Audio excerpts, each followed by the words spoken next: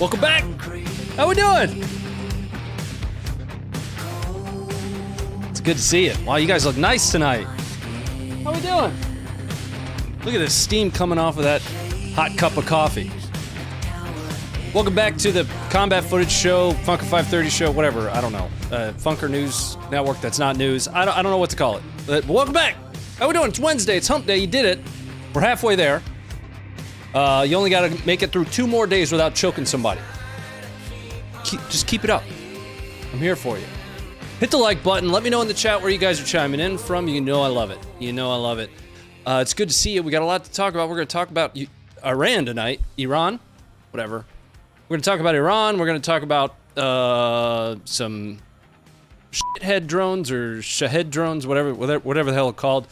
We're going to see an oldie but a goodie from us. We previously have covered drone swarms and drones from Iran. We're going to talk about all the footage that we've seen over the last 48 hours. And I'm also going to apologize to you. But we'll get to that here in just a second. How we doing?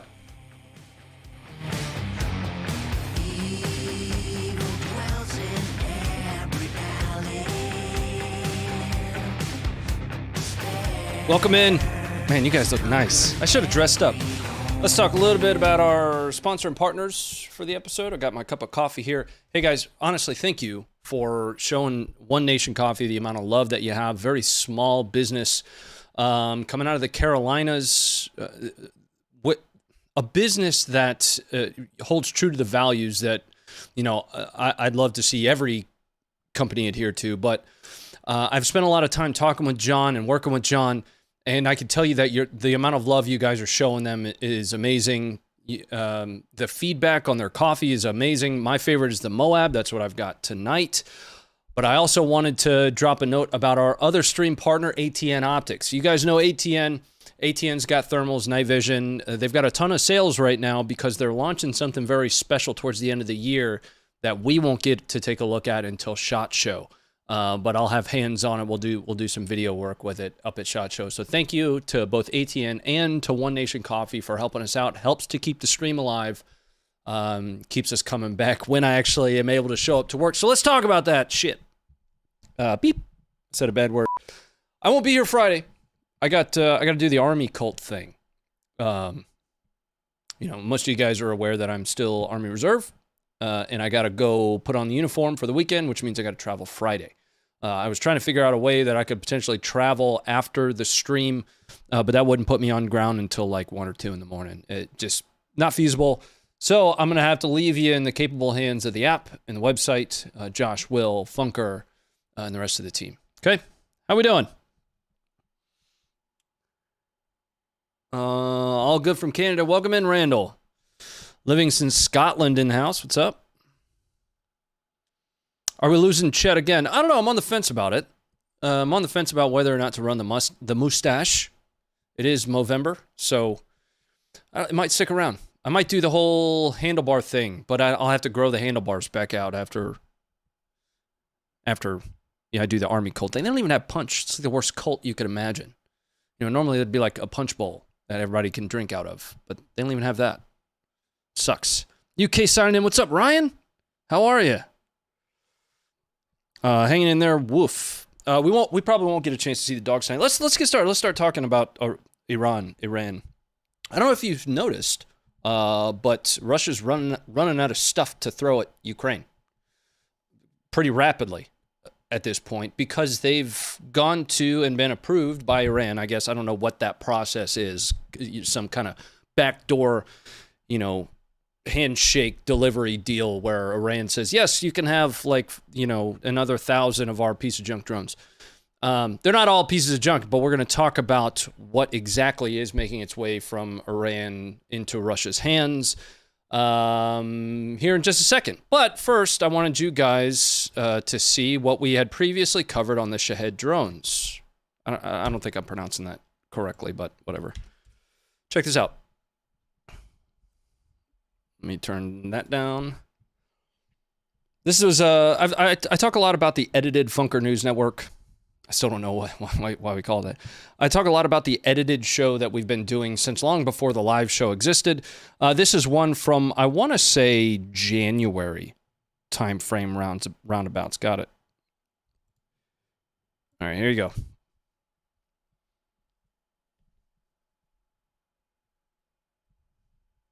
This is the full drone strike footage from the Operation Great Prophet. I'm going to save you the narrative up at the front. But you guys can go watch this full video, which broke down Operation Great Prophet from Iran. Here you go.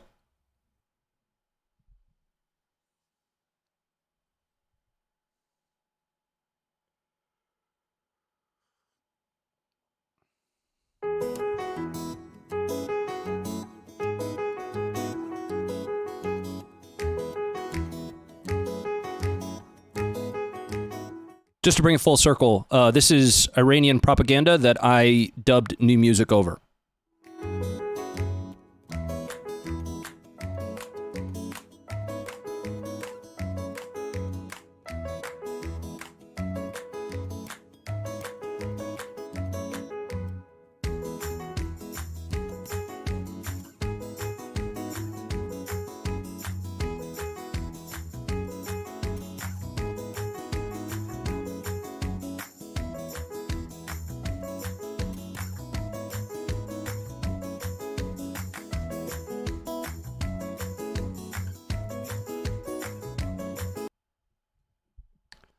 I think it's f***ing perfect.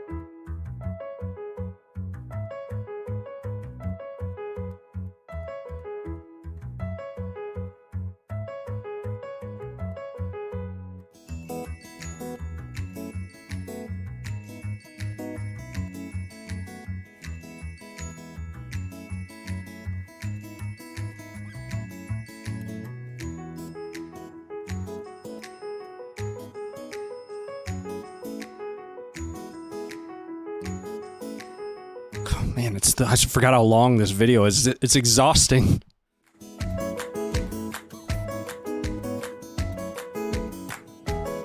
But it's all worth it, just trust me.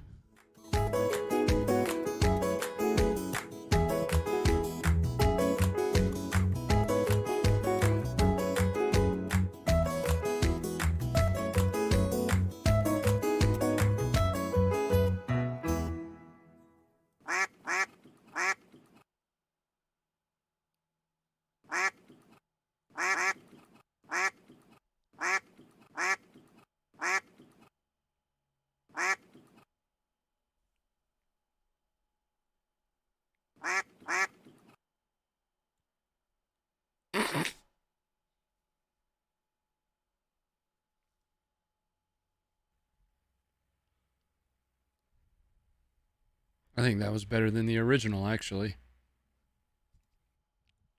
I'm sorry with the ducks, guys. That was one of my favorites. Here's the link to that full video if you'd like to go watch that. Check it out.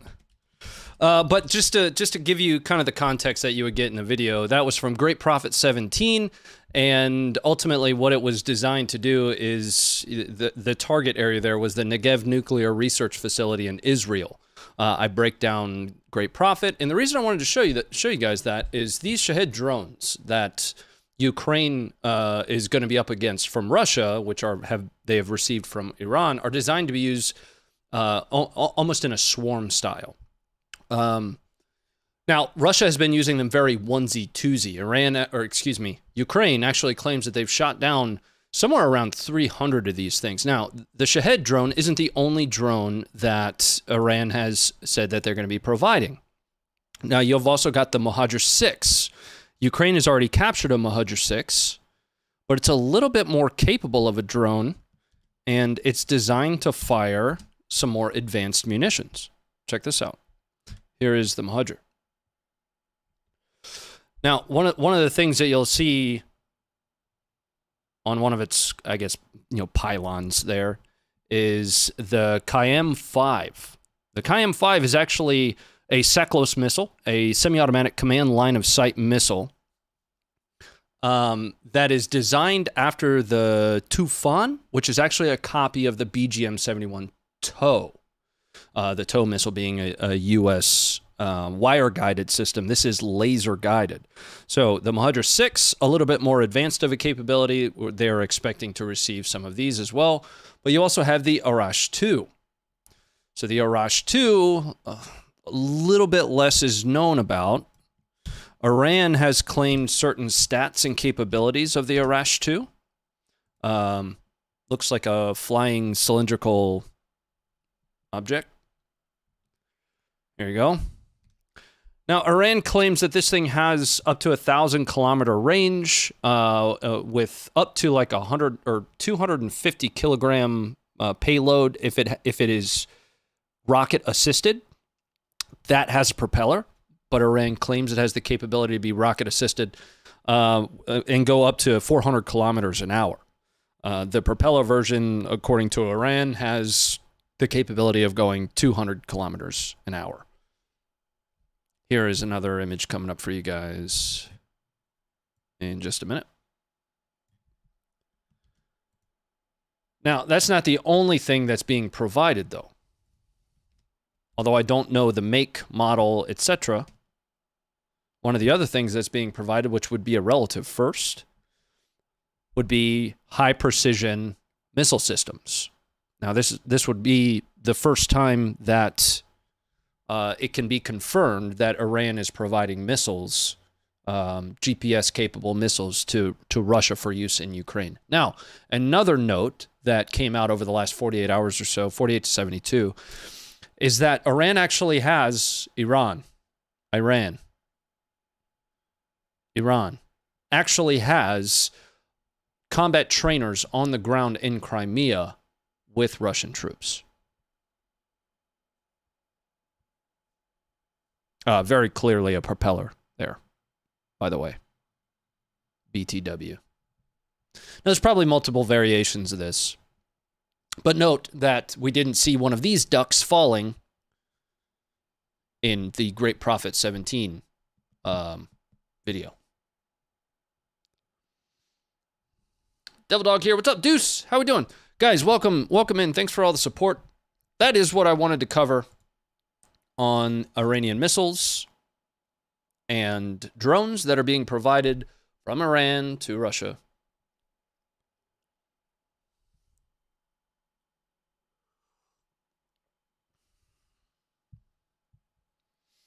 Coming up. Checking in on the chat and some of the support over here, guys. Thanks very much for it. Slob Marley, thanks for the 501. With Iran being so heavily sanctioned already, how can the West punish Iran for helping Russia kill Ukrainian civilians? That's a great question. Not really one that I think I'm qualified to answer. I guess continue to press on the gas pedal with the sanctions, because you can't escalate with Iran. You can't, I mean, I would say that you can't escalate further with Russia, but we kind of continue to go past every line in the sand that Putin sets. Rightly so. I think there's undeniable evidence at this point that Russia is committing war crimes and atrocities. It's happening, like it or not. That's what's happening, and you can't just continue to allow that to happen. So, like I mentioned Monday, though, there has to be a balance relative to what to do about Iran. I don't know. That's a great question. It's one, hopefully, for people much smarter on the topic that have a much better understanding of economic impacts to the different types of sanctions that we do. I watch combat footage, just being honest with you.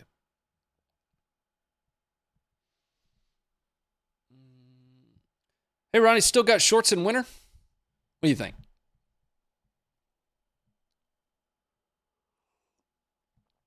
I'm in uniform tonight. Are you? Huh?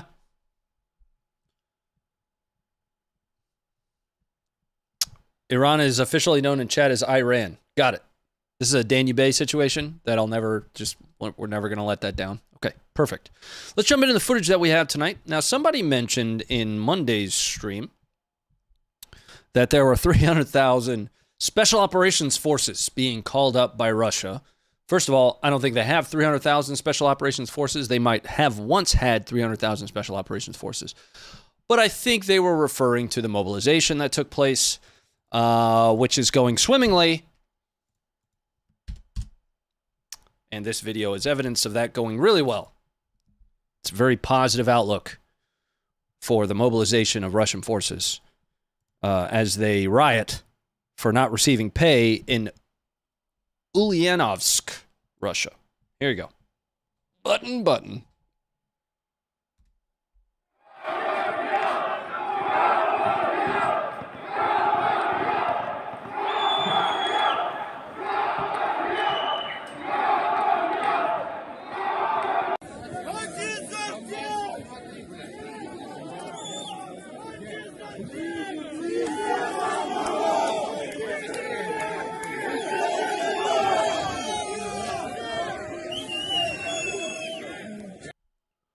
Now, the Russian National Guard was called in to quell, these protests that are happening. This isn't the first video footage we've seen of the mobilization really not going well. Now, Russia is also starting its conscription for the year. I believe they expect to receive somewhere around 120,000 additional troops from that, which should be considered, based on my very basic understanding of Russian conscription versus their partial mobilization. But it should be considered separate. Russia and their defense minister have essentially reported that the partial mobilization has completed, and it went really well. Sure. JJ Pearson, thanks for the $2. Greetings from America. Welcome in. How are you? Let me turn up some music while I read through some of these. JJ, thanks again for the $2. And for the $2 before that, monkey slap. I'm not sure what a monkey slap is, but it sounds kinky. Thanks for it. Walensky, thanks for the $5. Is the reason the West hasn't acknowledged what's happening in Ukraine as genocide is because it would require us to intervene? That's a $20 question on like a $5 budget, but it's a great way of framing it. I think the recognition of what's happening is building even heavier, at least in official circles. One of the concerns that I have is popular support waning.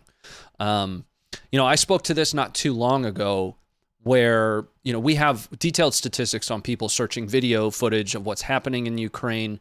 And again, we post raw footage, over 3,700 videos on our app and on our website. If you're relying on our platform only here, you're getting, 10% of what we do. In March and April, we were doing somewhere in the realm of 1 to 4 million page views a day. Scaling with that was its own challenge. The team had their, hands very full. Nowadays, we might do 300,000 to 400,000 a day. So from a public support or a public interest perspective, I could tell you that that's very much so waning. And how that translates into things like the midterms for here in the United States, we're starting to get into, big brain types of questions. But that's a great way of framing that, and it raises its own set of questions in my mind.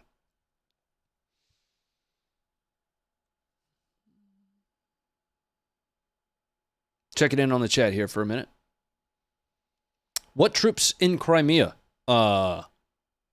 Russian? Iranian? Mouse. So something we were talking about when we opened up the stream is there are Iranian training troops in Crimea. So the way the title reads is Iran is sending more drones and precision-guided missiles to Ukraine, or to Russia, to use against Ukraine. They're also sending them not built, so Russia is going to be putting them together and slapping Russian stickers on them. But they also have trainers on these weapon systems in Crimea.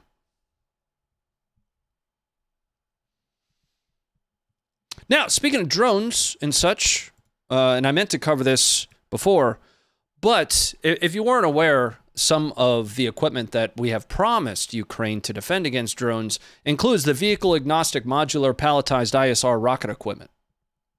I'm going to go through that again for you. The vehicle-agnostic modular palletized ISR rocket equipment, otherwise known as Vampire. Not kidding. This thing's pretty dope. Check it out. Now, Ukraine hasn't received this system yet, but it is a anti-drone capable system built, or an anti-drone system built by L3 Harris, designed to go on the back of literally any pickup truck. There it is right there. It's not the best picture, but I wanted to include L3 on there as well.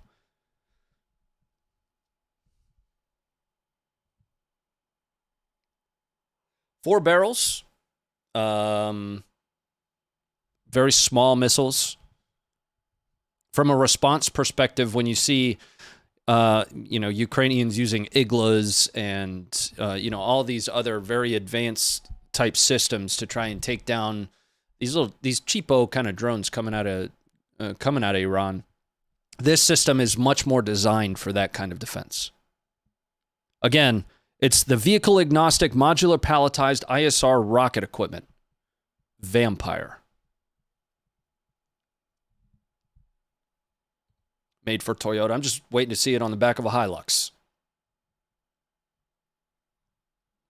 All right, let's bring it back up.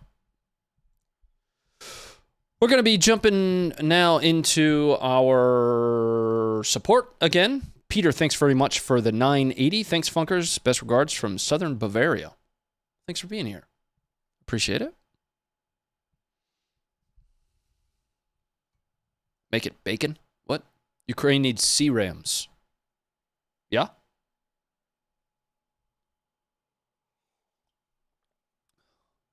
Looks like it's made in Habib's garage.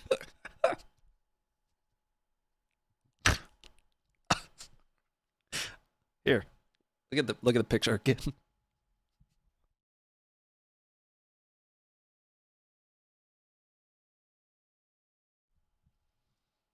All right, let's get into our positional footage, the combat footage for the night.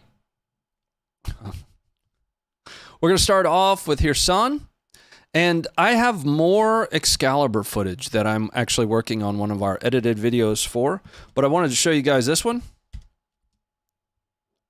Because you know how when you get into that perfect hiding position when you're playing hide and seek, and then it turns out it wasn't that good of a hiding position in the first place? This is one of those times. What you're going to see is a Russian infantry fighting vehicle hiding and being found.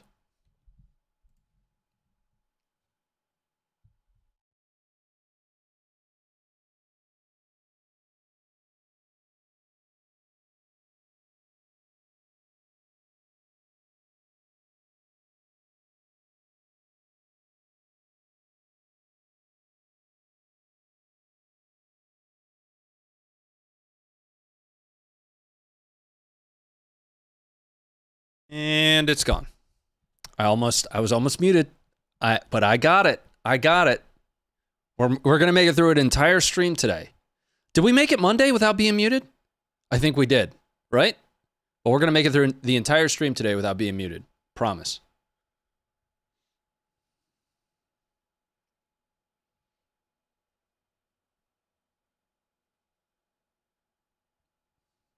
I'm just reading through the chat here. You are muted. Shut up, Phantom. Knock it off. All right, let's move on to our next one. That was what I had for Kherson. I've got some footage here coming out of Zaporizhzhia. And here, this is what I wanted to cover about this one. So this is near the Zaporizhzhia nuclear power plant, right? So the impacts of Russia's occupation are starting to expand far beyond and this isn't to degrade the critical situation for civilians and non-combatants that's happening right now, but we're starting to expand into environmental crises. So at the Zaporizhzhia nuclear power plant, when that was shut down, what ended up happening is warm water wasn't from the nuclear power plant wasn't making its way into the warming pool, which ultimately has led to a drop in 13 degrees of the water for the warming pool for Zaporizhzhia nuclear power plant, which led to this. 9 октября. Все энергоблоки стоят. Вода остыла. И вот что мы имеем. A massive die-off of fish. I just thought that was an interesting one.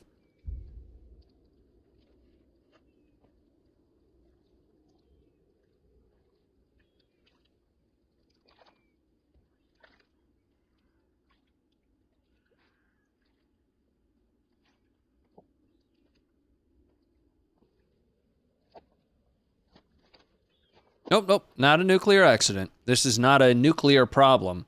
What this is an environmental impact to shutting down Zaporizhzhia nuclear power plant.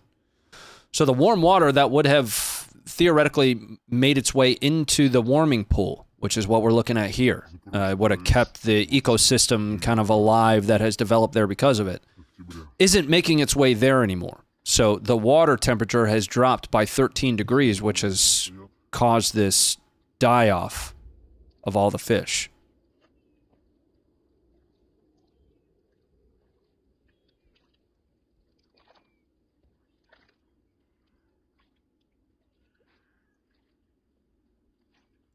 All right, let's bring it back up.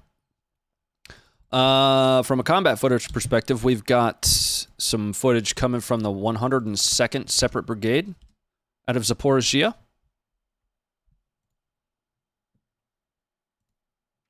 Some arty.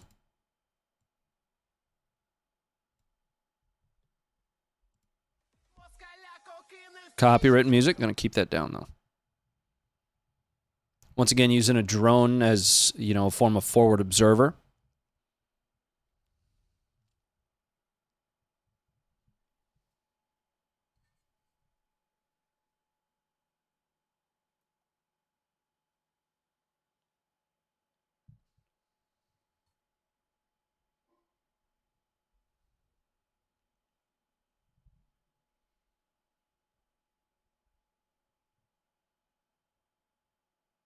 $13 is a lot. It is. 13 degrees is a massive change in an ecosystem.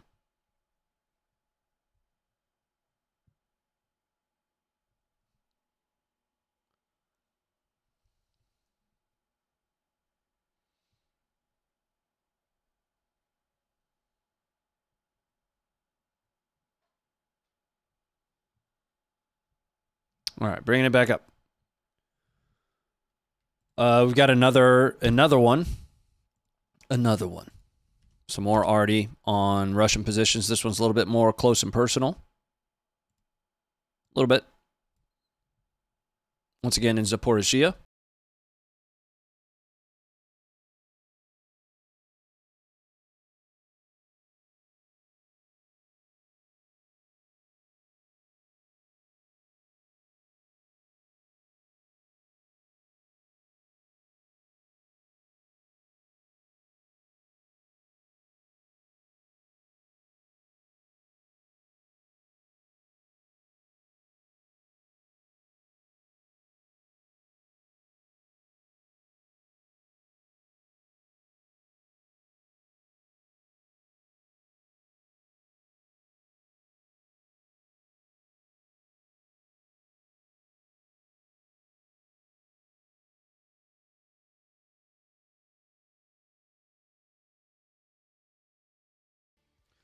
But again, I'm working on a kind of a video that summarizes Excalibur's use, kind of breaks down the weapon system, how Ukraine is using it. I'm working on that video. Should be done with the final write-up for that and filming tomorrow. That should be coming out. That's also where we get to see more footage of the flamethrower that I totally don't have. We're going to move into the Kharkiv in the east. Most of this is going to be from Bakhmut. We've got mechanized infantry, armored infantry near Soledar. Not sure if I'm pronouncing that correctly. Real Caliber Colt, thanks for the 20. Goodness. Appreciate that, man. Thank you.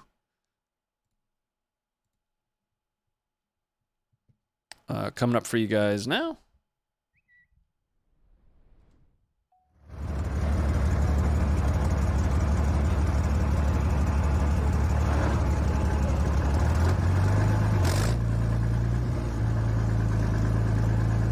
YB gone.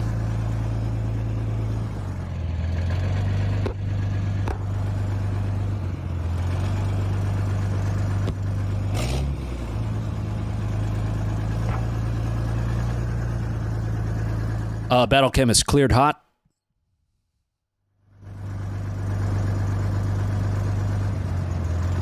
From now until forever? Yeah, send it, dude.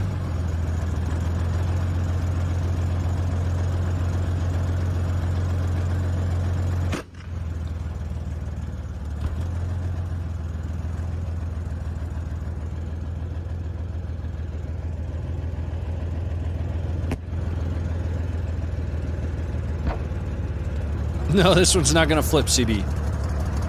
Jordan, you're cleared hot too, buddy.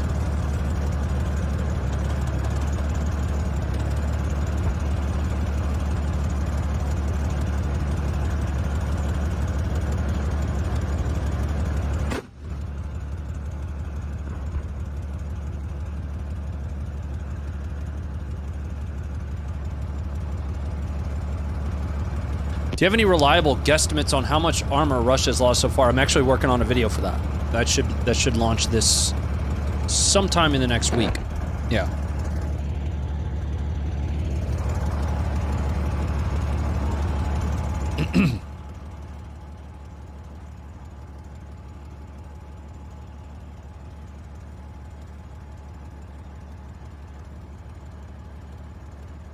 Yeah, there are organizations that are out there that are tracking based on photo and video exactly how many, at least what's available. Again, photo and video, exactly how much of what weapon system has been lost by both sides, Ukraine and Russia.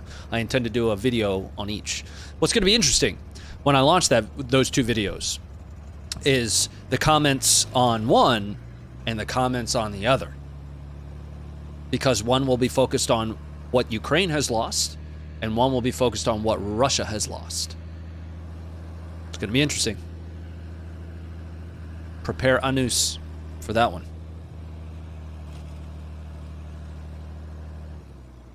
Where are the ground guides? I don't see any PT belts either. I guess technically they've got the yellow tape. What most people think the yellow tape is for, you know, friendly force identification. It's actually so they have permanent ground guide capabilities and don't get run over crossing the street. You didn't know that, did you? You heard it here first.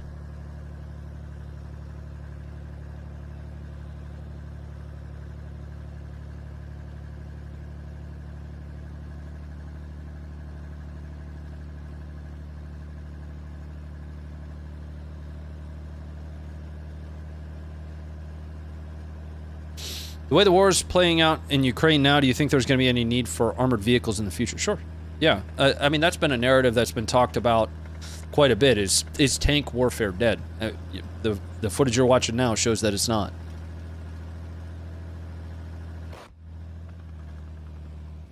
Notice me, sexy legs senpai. Who?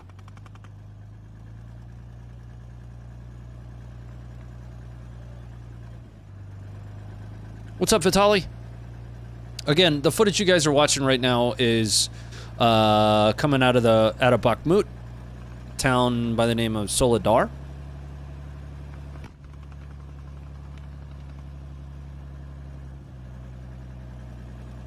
These are Ukrainians.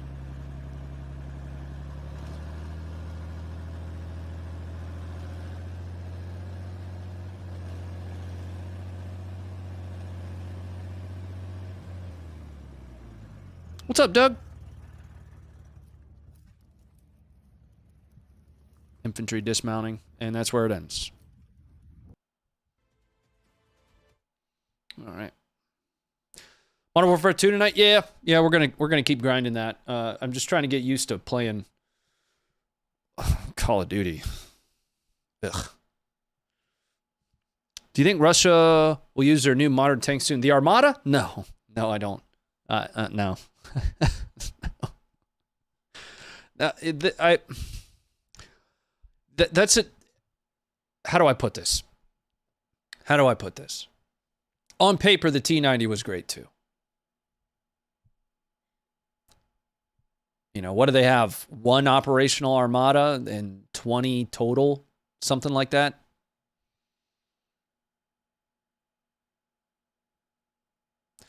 Ronnie, is it possible the Russians are holding back their real A1 kit, which we know they have? They can't do anything, just seems off. It seems off. It does seem off.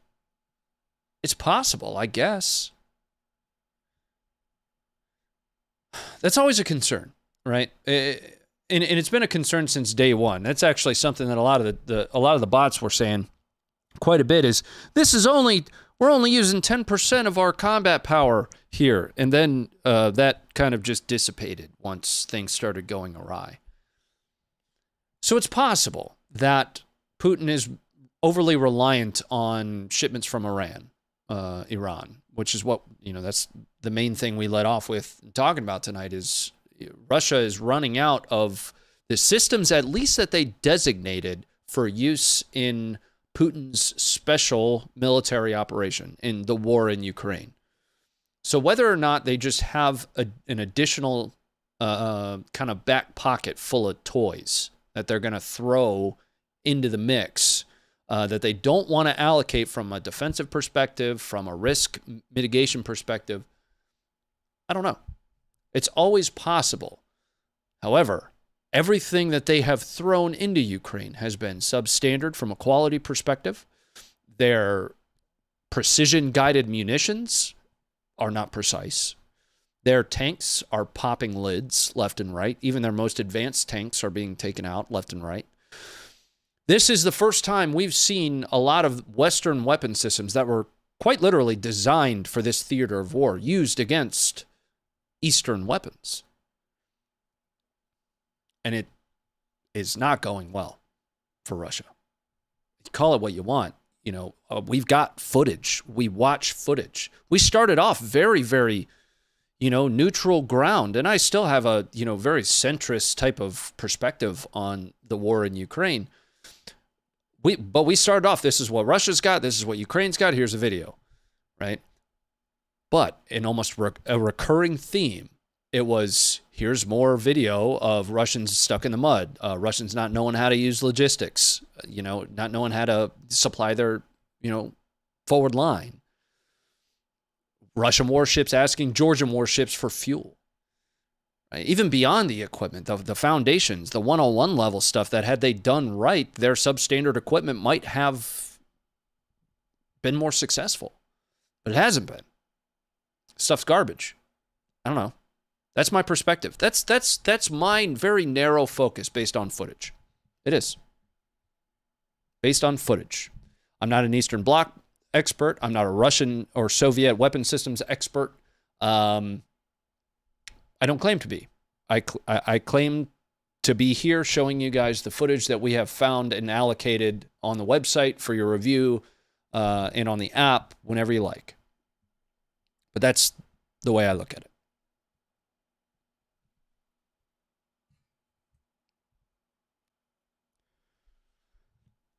Nine months, and people still think Russia is getting its ass kicked on purpose. Yeah, I don't know. Like, it's Kyiv is a feint. No, it wasn't. We've got some more artillery footage coming up for you guys here. Heavy artillery, or heavy on the artillery footage. Actually, we already reviewed that one. We've got one from the flip side of the coin. Speaking of neutral ground, we've got a Ukrainian BMP and infantry squad hitting an anti-tank mine. Discretion is advised for this one. Okay?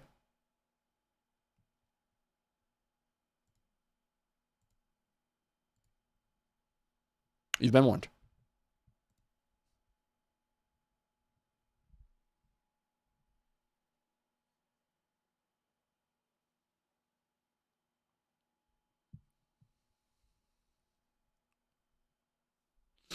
Now, this is somewhere in the Donbass area. I wouldn't say in Donbass. I would say in the east.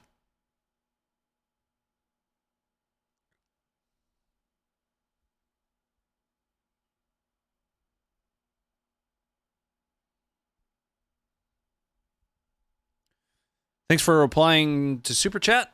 No, of course, man. You know, again, a lot of these questions are really big questions that I don't claim to be an expert on. The design of this show, let me just pause for a second. The design of this show was always supposed to be less about, big $20 questions and more about just sharing with you the footage that we're finding. You know, we try not to put too much analytics to the footage.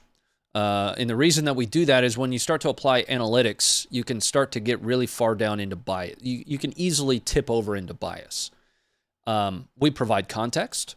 That's what Josh, Will, Austie, that's what they do in the analysis section of the website. I myself provide a little bit of, my own context, my own thoughts, but I try not to do too much of that because, again, the purpose and function of the Funker 530 platform is to give you this in as straightforward and objective manner as possible. There are some things that you just can't deny, right? Call it what it is. Call a spade a spade.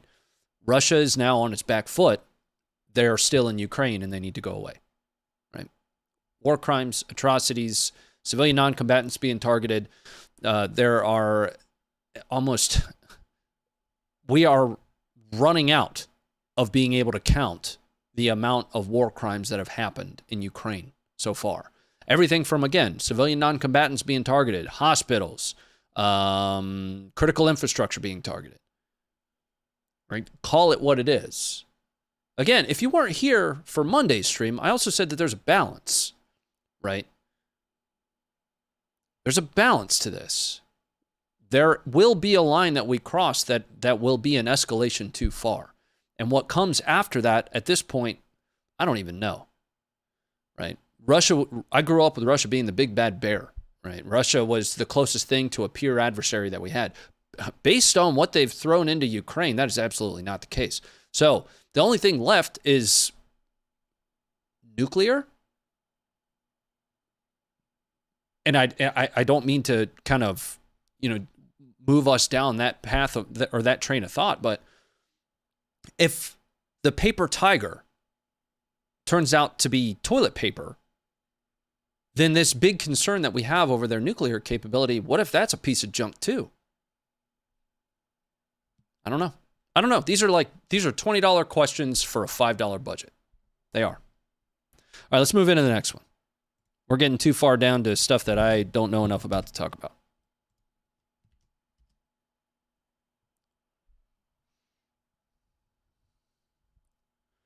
All right, we've got more Russian perspective footage here. We got Russian Su-25 Frogfoots providing close air support, their primary focus and mission.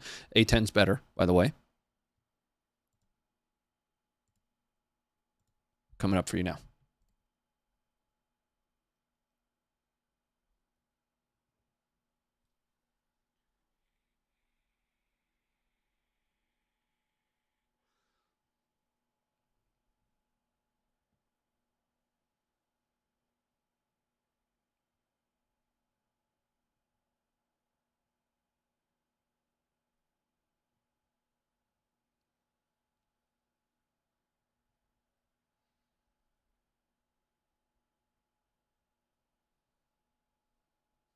Thanks, Hawkeye. It's good to see you.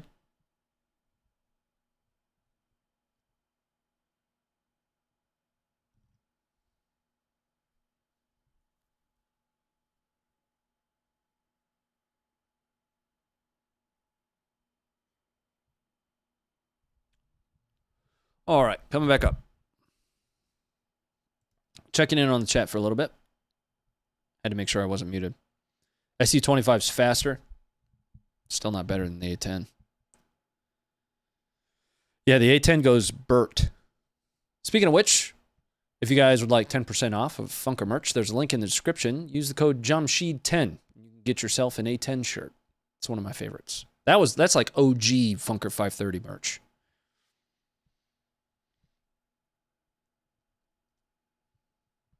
Good to see you too. Thanks, Hawkeye. Hemi, it's good to see you. Welcome in, guys.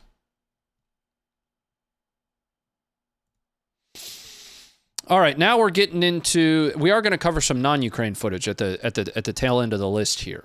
We have had so much footage to cover from Ukraine over the last couple streams. There are some key videos that I wanted to cover. We're going to start with Syrian Democratic Forces, their SOF team. We're also going to see some footage supposedly coming from the Afghan Freedom Front, kind of the current iteration of the Northern Resistance. And we're going to see probably one of the most stick around. You're going to want to see that one. But first, we're going to finish out our Ukraine footage that we have here, and we're moving into the unknown location stuff that I've got. The very first is a Russia release. This comes straight from the Ministry of Defense, and it's Mi-35, Chopper Combat Operations. There you go.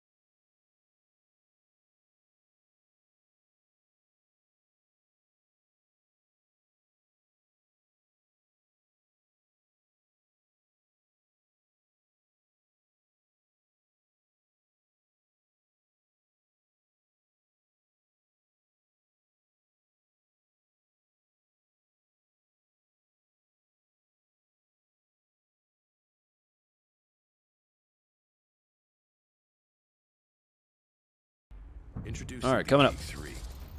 The A3 from AR-500 from Armored Republic is amazing. That's what I have in my carrier. Over there on the wall. You'll see it at the end. We've got an interesting one here. This is going to be Ukrainian perspective footage. FGM 148 Javelin. Being used at night. Huge fireball at the end of it. The Javelin is absolutely a thorn for the T-Series tanks. That top-down attack. You guys remember the cages?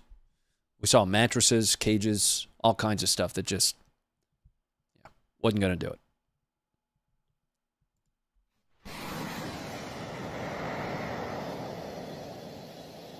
Пошла, родимая, сука! Палы ее, пидора! Сука! Нахуй! Гандон! О, блядь! Серый, молодец, блядь! Дай 5, сука! Брат, дай 5. Let's watch that launch again.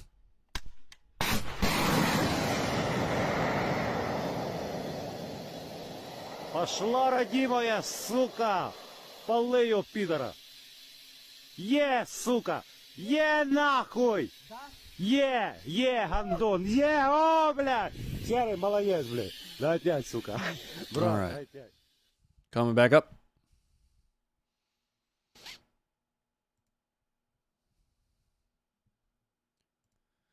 And we got another super chat that came in. Last question, how do you see this playing out endgame? Yeah, so we've talked about that one before.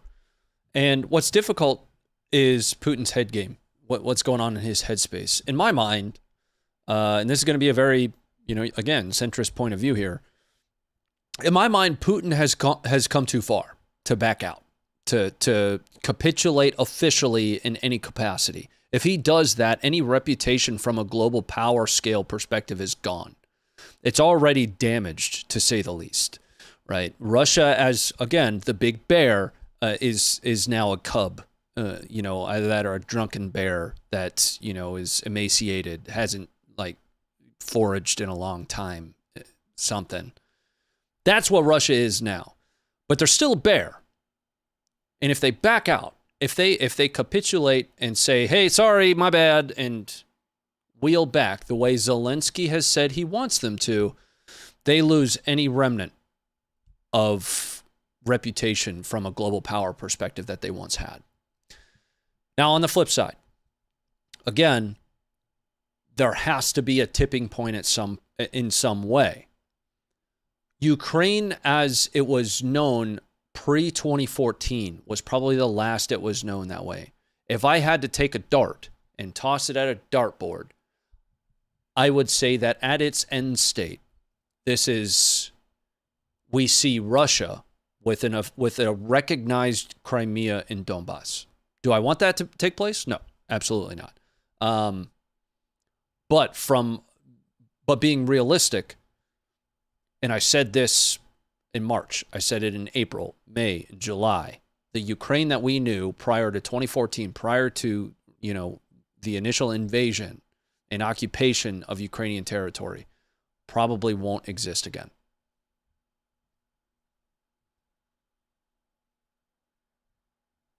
Checking in on the chat there. They already lost most of their reputation. Vitaly, I agree. That's why I said, they have already taken such a hit to whatever reputation they had. Again, I grew up with Russia being the big bad bear. I did. Russia was the enemy. Russia was, it was hammered into you, right?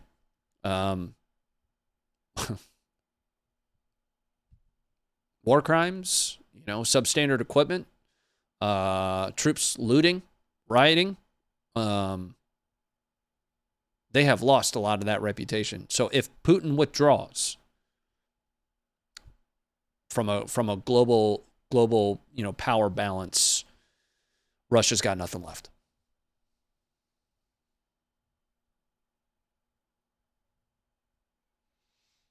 Don't worry about us. Russia will win. That's going really well for you. Let's move on to the next one that I've got here. We've got another Excalibur here. I don't want to burn too much of the Excalibur footage. It's going to ruin the video that I'm working on. But we do have precision artillery, probably Excalibur. It is an airburst, but it's targeting a 9K-33M3 anti-aircraft missile system of Russia's. What air defense doing?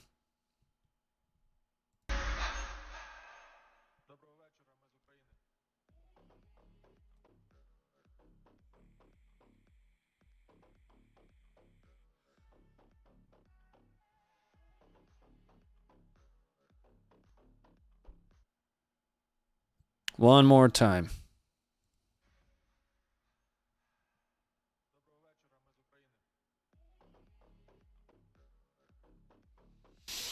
I have to disagree. I think the Ukrainian military and the leadership will take back Crimea.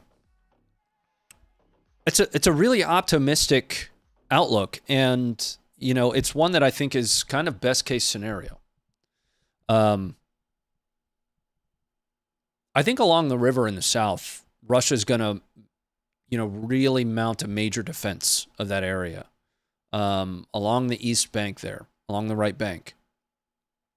And again, what's difficult for me is seeing Putin and all of the combat power that he has applied against this really backing down from that at all. If I get concerned that if Ukraine takes back too much ground, then Russia escalates further to take that ground back, right? There comes a point where you need to wonder if Ukraine's continued pressure and taking back the amount of ground that they have will ultimately lead to further escalation. Now, that does not mean, words matter, that does not mean that Ukraine should not. Everybody here should know very well at this point that I am 100% supportive of Ukraine taking back every bit of ground that is internationally recognized as theirs. But I get concerned about Putin's headspace here, right? I'm giving you guys more of my thoughts than I normally do. We're typically kind of straight into the footage. But if Putin loses too much ground, I get concerned that he's going to escalate with whatever the next capability he has is. And again, I am hopeful that there are people in positions of power that know how to mitigate that risk, because I don't pretend to.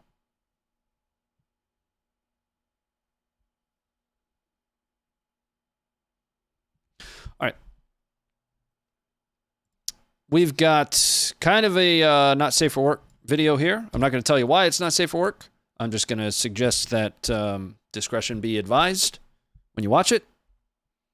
I can tell you that it's a Russian tank and infantry fighting vehicle that gets hit by an ATGM.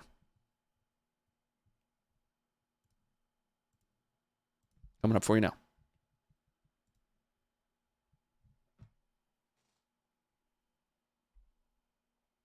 No sound on this one, guys.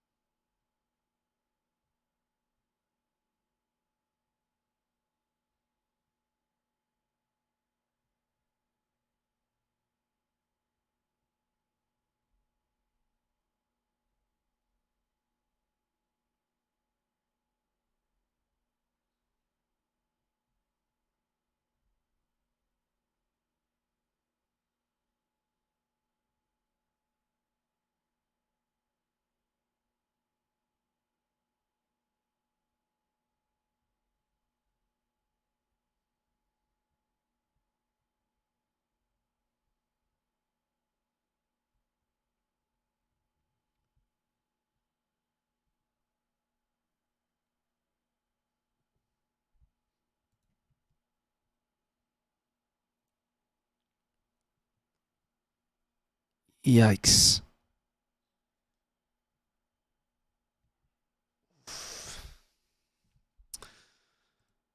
All right. I'm not going to show that to you again. I'll give you a link to it if you want to watch it again, though. Here you go. Check it out.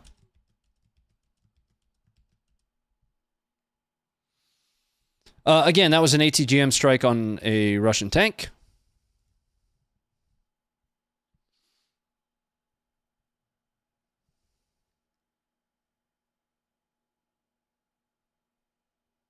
I'm just reading through the chat here.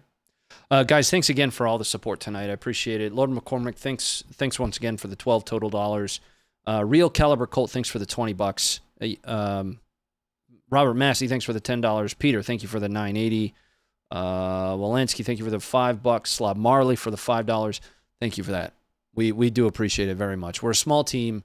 Don't claim to be experts in any individual footage, not even in a lot of these weapon systems that are being used. Each one of us, veterans with our own small part of the Funker 530 platform. Josh, Will, Funker himself, Austie, Tim, we all appreciate you being here. All right. If you don't have the app downloaded, if you're not familiar with the app, use the command !app.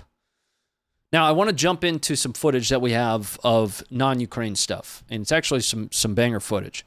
The first one that I've got, and we're going to circle back around. We're going to talk about Iranian drones again. I want to cover a few more things about those Iranian drones. Also, we get to watch the duck video. The first one that I have comes out of Syria. Now, these are Syrian Democratic Forces, and specifically, it's one of their anti-terror units, which is considered their SOF, conducting a night raid. So we're going to see some night vision footage here on an ISIS hideout. Is. SDF's going to make them was. Here you go.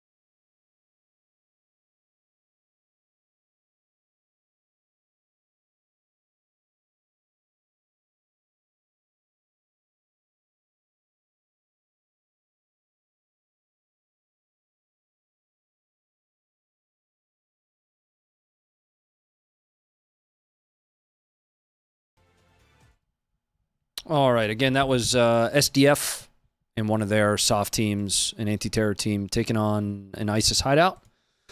Now, we've also got unconfirmed video coming out of what I would assume is the Panjshir Valley, out of Afghanistan at a minimum. We know that for certain. But it is reportedly the Afghan Freedom Front fighting fire with fire.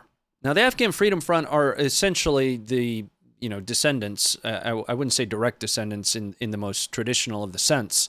I would say, kind of the current iteration of the Northern Alliance. They are essentially taking up arms against the Taliban, whom, as most of you should be aware, took over Afghanistan during its fall in August of last year. So the Northern Resistance, Afghan Freedom Front, whatever you'd like to call them, is still around, and they're still fighting. And they are detonating IEDs on the Taliban. Here you go. Oh. But damn.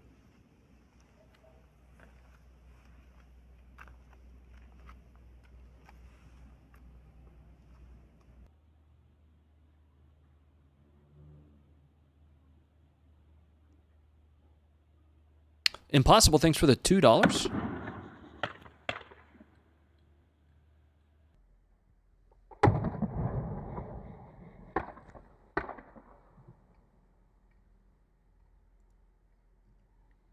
برید کامیاب بسی. All right. Now, the last one I wanted to watch before we go back and talk about the Iranian drones is probably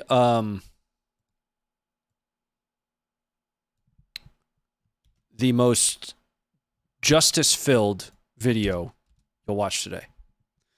This one was technically ready for the stream Monday. I was on the fence about showing it. Discretion's advised. What you're going to see is an active killer. I don't like the term active shooter. You're going to see an active killer in the West Bank, and he gets dealt with. It's the best way to put that. Okay? And it's very clear. Here you go.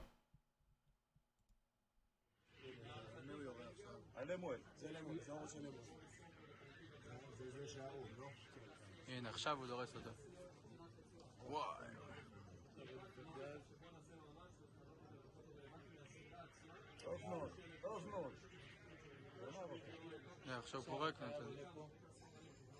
זה החייל? כן, הוא עושה אליו וידוא. מי זה? חייל של מאיפה הוא? לא, חייל אזרח, בחופשה. תושב גבעת הראש. הנה. טוב מאוד, עבודה יפה. חבר'ה, אני צריך רגע... חבר'ה, רבש"צ שפנו לצ'ק אזרח. דבר אליי, אני איתך.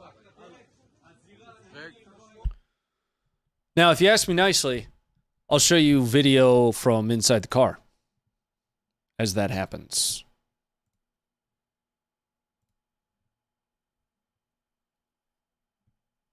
I'm going to show it to you anyway.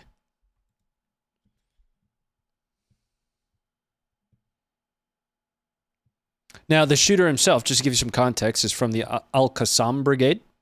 And this took place in Kiryat Arba, again on the West Bank. Here you go.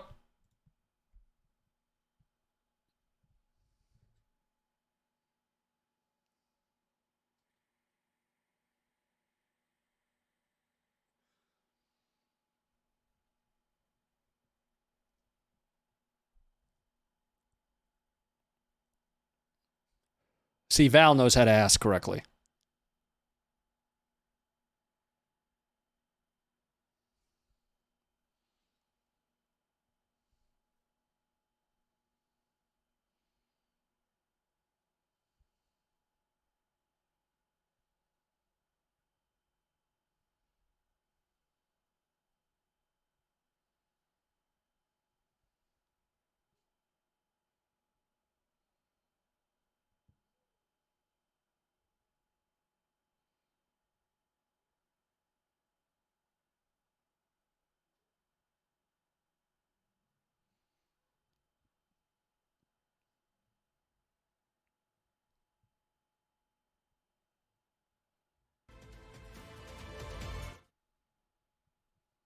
All right, and that's where this one ends.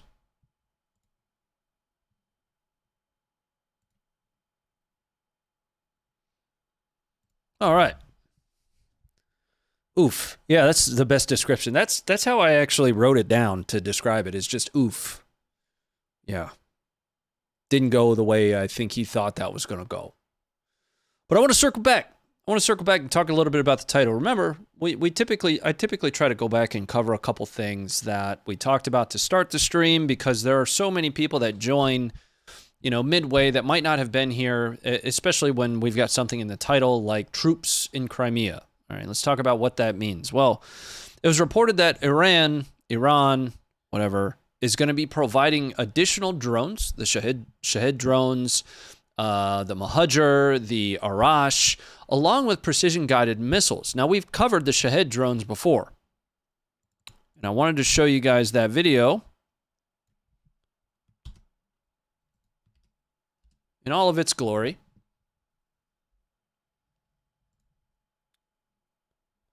And that's coming up for you guys here in just a second. What you're going to watch is a redubbed, because they used copywritten music, version of Iranian propaganda after the Great Prophet 17 exercise.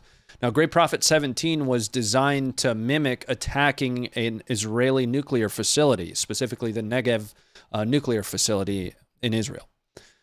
They use Shahed drones along with precision missiles. And that's the context here that I wanted to show you, is some of these systems being used by Iran that Iran is now training Russians to use in Crimea. So here is their official propaganda video, Iran's, that they put together, that I had to take out their music and put our own in. I think I did a great job.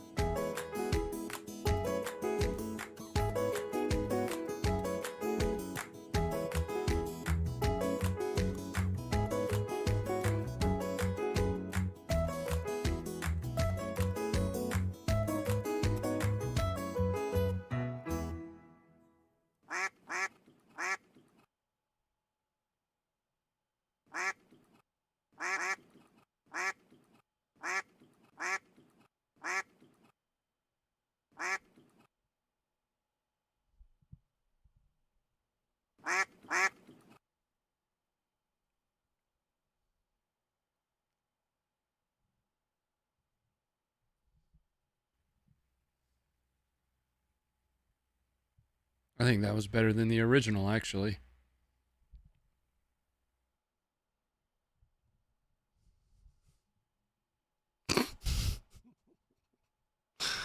I'm so glad that we had a reason to go back over that video. We launched that video almost a year ago. Quack. So I couldn't figure out. Let me give you some background. I couldn't figure out how to extend the length of the video, right? YouTube wants you to have 8-minute long videos. I'm just giving you a heads up.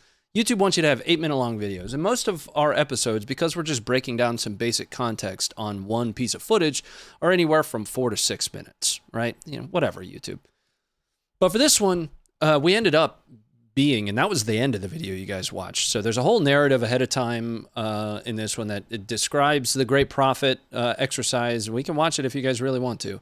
Or I can just give you a link to it. It describes the Great Prophet exercise, you know, kind of Iran's design behind it. Again, that target that you saw was a replica of the Negev nuclear facility in Israel. You know, if Russia were to do something like that, you know, design a replica of the Pentagon and shoot it, you know, people would be up in arms. But nobody really went up in arms when Iran recreated the Negev nuclear facility and bombed it.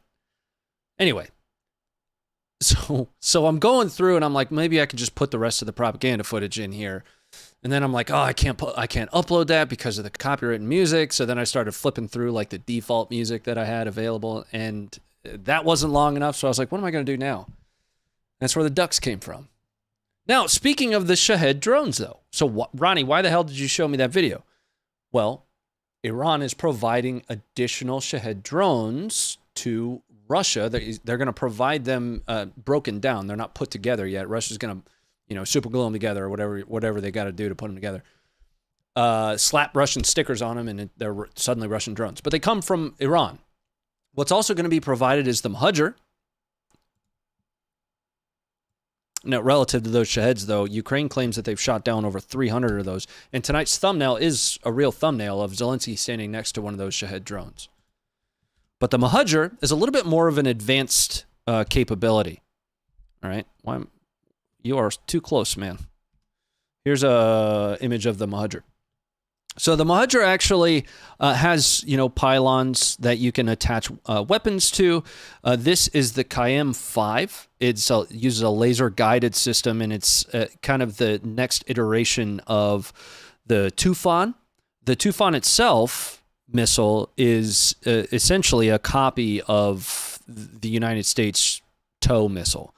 It's still a SACLOS, semi-automatic command line of sight, but it's laser-guided rather than like a command wire like the TOW is.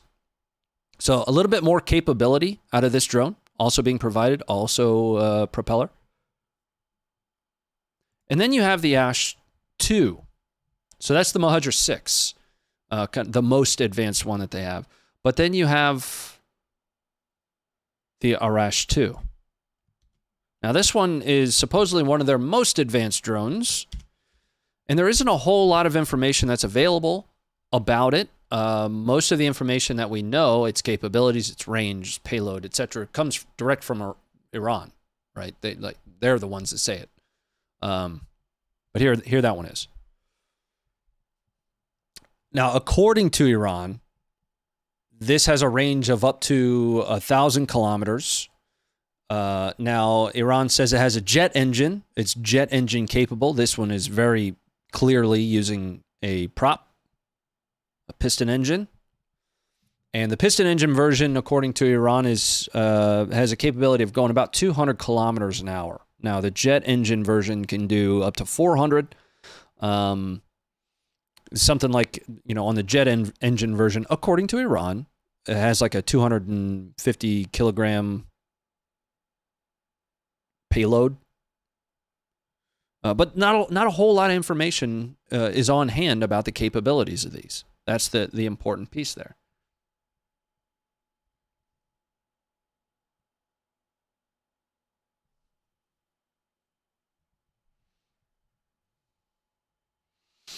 Isn't the title of the stream misleading? If it is, it wasn't intentional. Yeah, I meant to put Russia on there. I can see what you mean. All right. Let's bring it up. Now, whatever is Ukraine going to do to defend themselves from these? Well, they're going to use the vehicle-agnostic modular palletized ISR rocket equipment. That's right. I said the vehicle-agnostic modular palletized ISR rocket equipment, otherwise known as Vampire. Now, they don't have Vampire just yet, but, we see lots of footage of Ukraine using things like Iglas and other, moderately expensive anti-aircraft capabilities against these drones. Well, the Vampire system, vehicle agnostic, doesn't matter what vehicle, modular palletized ISR rocket equipment, is designed for this purpose. It's made by L3 Harris, 4 small missiles contained in here. These are promised by the United States and are supposedly supposed to arrive sometime in the next few months, if I recall correctly. Take that with a grain of salt, though. But there currently isn't a contract yet to provide them. But these are supposed to make their way to Ukraine eventually.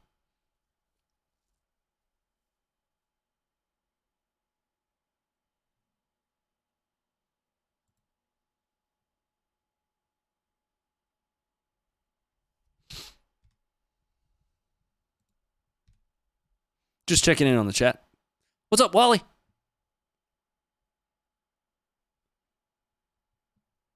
Ukraine has an affinity for technicals. They've put technical. They've turned a Mercedes-Benz into a Dishka technical before, unless that was an NSV. I don't remember.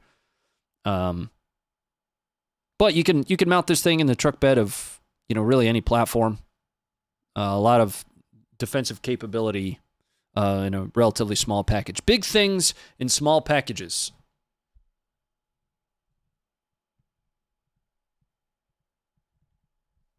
All right. Impossible, thanks again for the $2. Hola, mi amor. Hello. Lord McCormick, thanks again for the 2.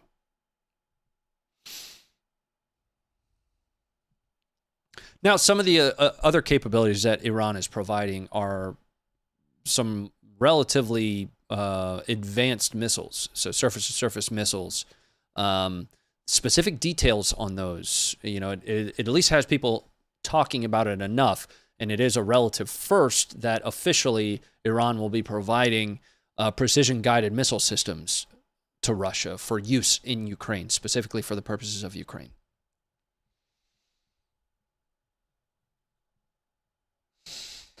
For a six-pack, thanks for the $8.99. The one you showed with the pylons looked like one of ours. Copy from a downed one or government leaks, enemy in the past. There's a precedent for that. The first use of the Sidewinder, if I'm not mistaken, I believe it was the Sidewinder, was like in the Taiwan Strait, and Russia ended up getting their hands on one of those and reverse engineering it. They've done it ad nauseum with Western weapon systems.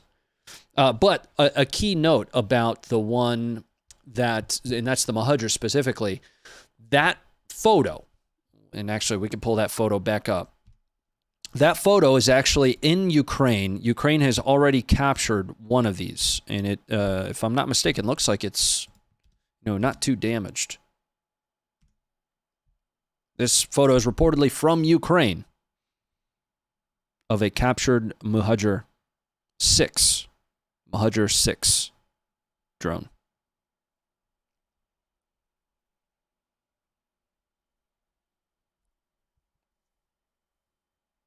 Mateo, what's up, man? Good evening. And please do tap on the like button.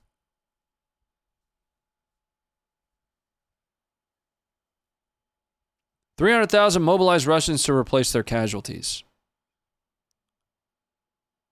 Probably not. I just, I don't know. I don't know how to put this, but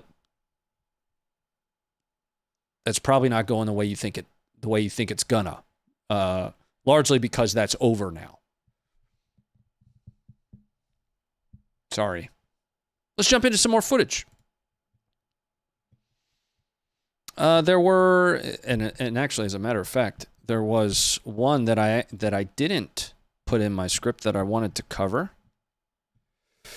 This one, yeah. So, HIMARS, huge deal. Everybody said it wasn't going to be a big thing. Only 4 HIMARS aren't going to make a big deal. Well, here is what it looks like when HIMARS turns its barrels to kids.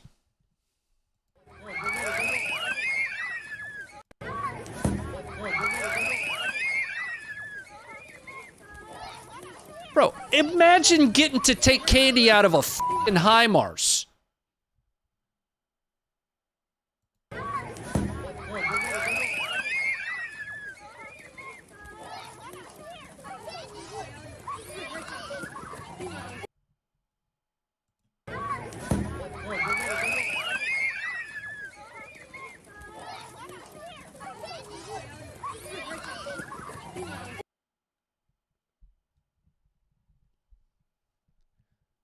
We didn't have anything cool like that when I was trick-or-treating, man.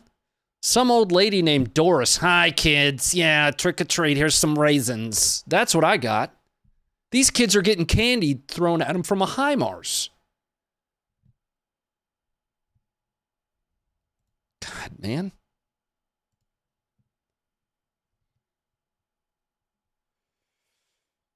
I got an oldie but goodie that I wanted to show you guys. Discretion advised, and this will be the last one that we watch tonight. We're going to see some more Taliban footage. Again, we cover everything at Funker 530. We don't just cover the war in Ukraine. We have been covering, combat for the last 15 years. We're going to see Taliban try and engage an Apache. It doesn't go well when you do that. You guys tell me if it went the way they expected it to. Oldie. Well, we're pretty high. We're only 800 meters. All right, gunner target. Landing. This one's sitting on a little hilltop. East lane, roger. Shoot, what is that? That is a Ranger. Going to ATV. If you look off your nose, right now, 150, 2600 meters. Target. There's. Put me back on it. Roger, they see their vehicle, see their weapon on the back? Yeah, who are they shooting at? Can't tell yet. They're pointing away from us. Come back, field of view. You got the vehicles now. There's two sets of vehicles. There's the store. That's 43, 41, and 42. Just engaged at a vehicle. Stand by. Make sure it's not A&A. Heads at A&A. Roger. They're shooting at all three. Go ahead. Roger. Still shooting. Another flash. Verified they're not friendly? No, we're trying to make sure they're not. These are Apaches? We engaged one that was shooting, looked like it was shooting at us. Wrong. Link. Sorry, guys. Also down that road, going west. Working range focus here. I got a bad picture. Stay on him. Roger that. Got him. Staying on him. Okay, copy. No landing. One's a missile. Copy that. Going back, target 43, 3 slaving. They've been firing at us left and right. Scanning. 42. Roger, tele vehicle. Come back in, field of view. Okay, he's inbound. I'm going to give you another one here in a little bit. Missile impact. Good. Good hit. All right. Find another vehicle and take it out. Take that truck out. There's another truck over there. Grid reads 6-8. See it? Over to the left? Oh, we're in an out first. 976. Linked up with reinforcements. Where? Actually, we're going to roll in west. Okay, I'm going to climb him. Are these original videos like 1080p? No, not even that high. Not even that high. So you're looking at, at best like 480. He's driving down the wadi to our, right out of the left door. ANA stands for Afghan National Army. Correct. I have to use 30 on that. Yeah, I'm going to get them a spot because they still got 2 hellfires. Okay. So if you're wondering about a little bit of context, let me help you out here. So these Apaches are actually really far away. And that technical opened up on the Apaches, right? So yeah, I see a couple comments in there. I wasn't able to catch all of it, but ROE, some rules of engagement. They have been engaged. So these technicals have engaged the Apaches. I just wanted to make sure and clarify that. Another truck to shoot too, so make sure that's a good missile. Down past our go to the right of our position to the village of Mapan. Down past. Fleeing the area with weapons in the back.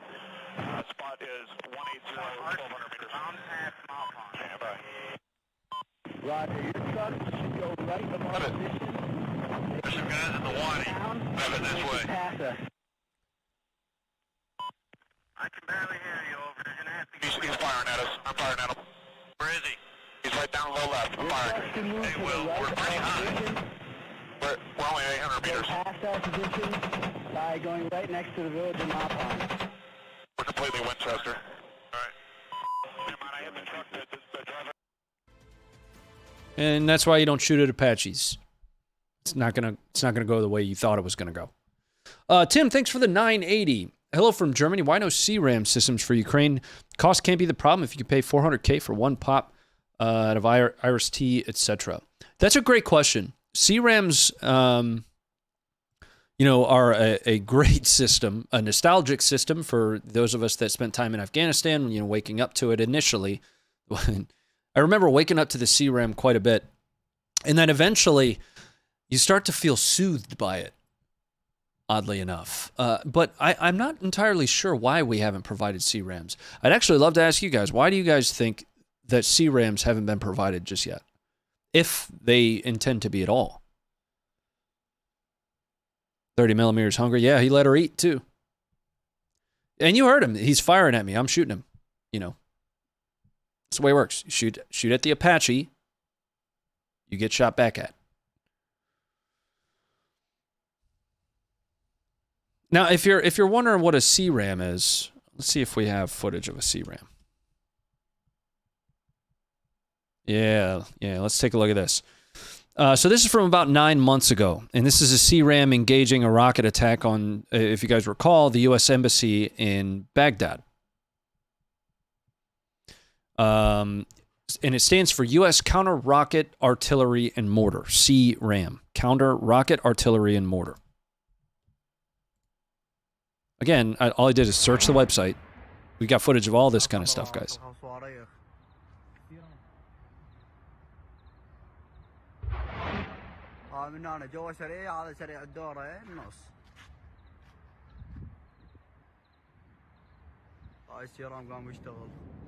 There's a CRAM.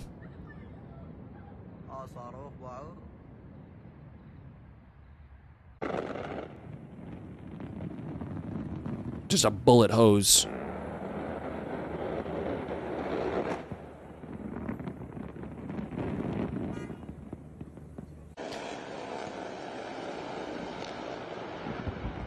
Can't let CRAM fall into enemy hands. Yeah, but you would theoretically deploy that in an area like Kyiv, right?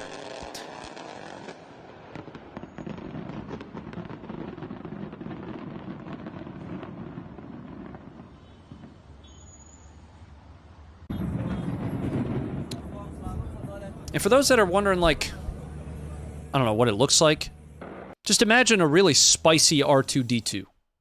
Really spicy R2-D2. With a big old dong sticking out of its face that fires at like 4,000 plus rounds a minute. Thing's wild. That's going to be it for tonight, guys. I'm going to go over to the other stream. It's going to redirect you guys automatically over there. Thanks for hanging out with me. We went a little bit down some rabbit holes today on thought process and, you know, went past the footage a little bit. Talked about some $20 problems on my $5 budget, and I appreciate your patience while we did it. I hope to see you guys over there. One more note about schedule. I won't be here Friday. I've got reserve stuff that I've got to do, and I have to travel for that. So the next time I'll see you here is going to be next Monday, 6 o'clock Eastern Standard. But you guys can catch me over on the other stream immediately following this one. You can also catch me there tomorrow morning and Friday morning if you want to chit-chat. We still do talk a little bit about this stuff, but we mostly kick back and click on 12-year-olds while, you know, they call me mean names playing video games. I'm out of here. Let's go raise some money for veterans. We can talk more about that over there. Good night and stay informed.